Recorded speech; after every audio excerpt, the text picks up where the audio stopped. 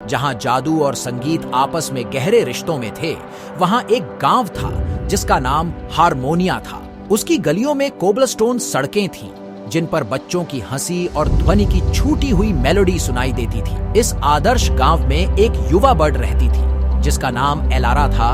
उसके पास उसके आयु से बड़ी एक विशेष आवश्यकता थी। उसकी वायलिन बजाने की क्षमता ऐसी थी कि उसकी संगीत चोटें भर सकती थी और चिंतित दिलों को शांति प्रदान कर सकती थी। लेकिन एलारा की सबसे शानदार क्षमता उसकी संगीत बनाने की थी, जो लोगों के बीच में एकता को बढ़ावा देने की क्षमता रखती थी। एलारा की प्रशंसा एक दिन बादशाहों से लेकर आम आदमी तक दूर दूर तक फैल गई। राजाएं और आम लोग एक दूसरे की सलाह लेने के लिए उसके पास जाते थे और उसकी संगीत को माना गया था कि उसकी माध्यम से लोगों को मिला सकती थी, चाहे उनके विवाद कितने गहरे क्यों ना हों। हारमोनिया इस एकता पर फल चढ़ रही थी और उसके लोग एकता को खुशी से जी रहे थे। उनके विभिन्नताओं का स्वागत किया जा रहा था, उन्हें डराया नहीं जा रहा था। एक दिन सूरज की डूबते हुए समय में एक पड़दल एक पड़संद राज्य से हारमोनिया पहुंचा। डिसोना राज्य एक दुर्भाग्यपूर्ण संघर्ष और विवाद से घिरा हुआ था।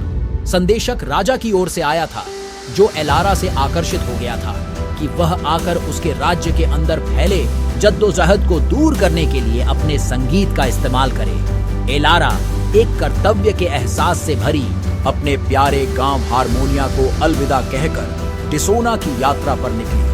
डिसोना की जमीन थी जैसी कि हारमोनिया से बिल्कुल विपरीत थी।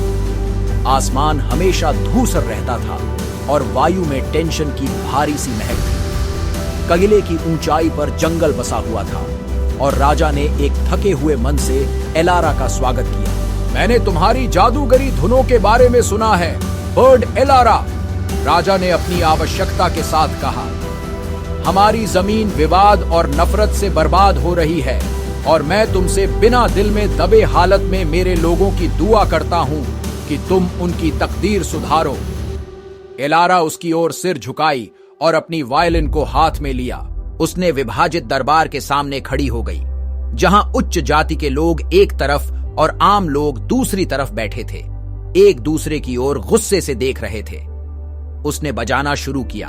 उसके उंगलियां तारों पर नृत्य कर रही थी और उसकी संगीत ने एक ऐसा शब्द जाल बुना दिया जिसने सभी सुनने वालों के दिलों में गूंजा। जैसे जैसे उसकी संगीत बढ़ी, हवा भारी हो रही थी और एक अजीब गर्मी कक्ष में फैल गई। उच्च जाति के लोगों के कठोर अभिव्यक्तियां मुलायम हो गई और आम लोगों की सतर्क नजरें मुस्कुराहट में बदल गईं। अपनी संगीत के माध्यम से एलारा ने उन्हें एकता और सहयोग में ताकत की कहानियां सुनाई, जिन्होंने उन्हें याद दिलाया कि साथ मिलकर की ताकत में है।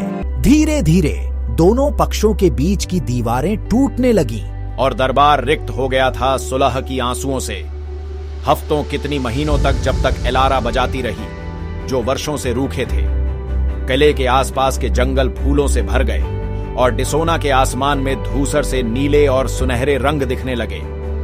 राज्य सुलह के साथ बढ़ने लगा और राजा का दिल, जो पहले बोझ से भर गया था, अब आशा से भर गया था। हालांकि खुशी और नई मिली एकता के बीच एक छाया उभरी। लॉर्ड मालवर्न, राजा के सलाहकार, ने देखा कि उसका प्रभाव कम हो रहा है जैसे ही राज्य एकता को अपनाता है। ईर्ष्या और महत्वाकांक्षा में डूबे हुए उसने राज्य की तत्वों को बर्बाद करने के लिए खतरनाक योजना बनाई। उसने खौफिए रूप से फैलाया कि एलारा की जादूगरी एक अभिशाप है, जो राज्य के जीवन शक्ति को अपने लाभ के लिए धीरे धीरे खो रही है। जैसे जैसे विचार बढ़े, लोगों के दिमाग में संदेह घुस गया, असंतोष उत्पन्न हुआ और एक विभाजन फिर से राज्य को अलग करने की आशंका की। राजा एलारा के प्रति अपनी कृतज्ञता के बीच उसे महसूस हो रही संदेह की ओर बढ़ गया। उसने कैले को आवाज देने के लिए आवाज दिया। तुमने डिसोना को एकता प्रदान की है, एलारा, राजा ने दुखी मन के साथ कहा। लेकिन ऐसे भी हैं जो तुम्हारी जादूगरी को अभिशाप मानते हैं। मैं तुमसे बिना दिल में दबे शक, अनिश्चित विश्वास करने के लिए बर्बाद करने की प्रार्थना करता हूं। एलारा ने स्थिति की गंभीरता को समझा। उसको मालूम था कि उसकी संगीत अकेले में संदेह को दूर नहीं कर सकेगी, बल्कि उसने एक बोल्ड योजना बनाया। उसने मध्य चौक में एक महान उत्सव का आयोजन करने का अनुरोध किया, जिसमें संगीत और एकता का जश्न मनाया जाएगा। जैसे जैसे उत्सव के आसपास पहुंचा, लॉर्ड मालबर्न के साजिशी योजना और भी बढ़ गई। उसने गुप्त रूप से कुछ संगीतकारों को किराए पर रखा, जिन्होंने उसकी योजना को आगे बढ़ाने के लिए नाद की तरह गाने बजाए, जिसका उद्देश्य था एलारा की संगीत में बाधा डालना और उसके संगीत में एकता की कथा को ध्वंस करना।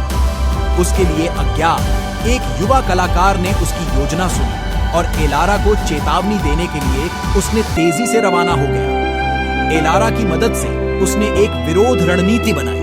उसने लोगों की मदद से सरल उपकरणों को खेलना सिखाया और मिलकर संगीत बजाने की कला का सिखाया।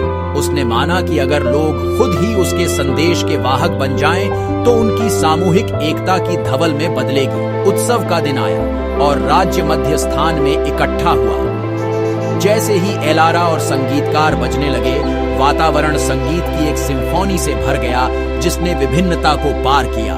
आवाज की तरंगों का मेल उड़ाने लगा और एक अजीब गर्माहट गुलामी में फैल गई।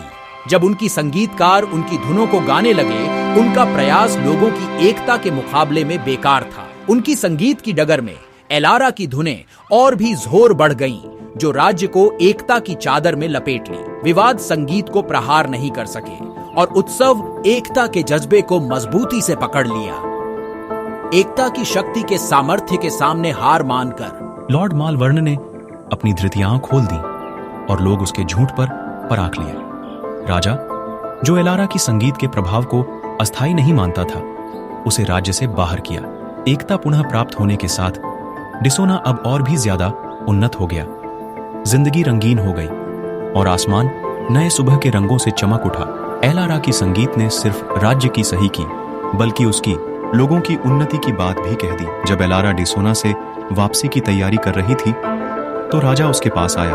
आभार में भरपूर नजरें थीं। तुमने न केवल हमारी जमीन को ठीक किया है, बल्कि हमें खुद में मौजूद ताकत को दिखाया है। तुम्हारी धुनें सदैव हमारे दिलों में गूंजेंगी, हमें याद दिलाएंगी कि एकता का महत्व क्या है। खुशी और एक सीख से भरी हुई दिल से एलारा अपने प्यारे गांव हारमोनिया में वापस लौटी। उसकी यात्रा की किस्से दूर और दूर तक फैल गए, आगे की पीढ़ियों को प्रेरित करते हुए। और हालांकि उसने अपने संगीत से एक राज्य का इलाज किया था, उसके पास उसकी वायलिन की नहीं, बल्कि हर दिल के अंदर निवास करने वाली एकता और हारमोनी की शक्ति है।